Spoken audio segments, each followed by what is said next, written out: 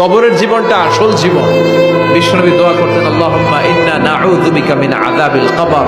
আল্লাহ, আমি আপনার কাছে কবরের আযাব থেকে পানাহ চাই, কবরের আযাব থেকে বাঁচতে চাই।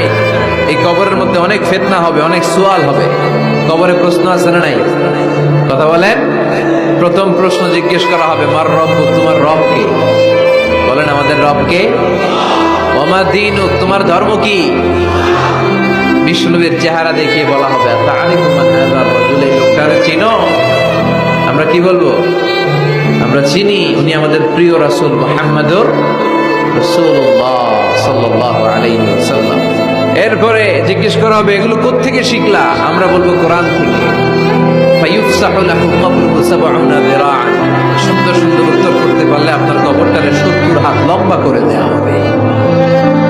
ইফতাহু লাহু বাবুন ইলাল জান্নাহ, জান্নাতের দিকে একটা দরজা লাগিয়ে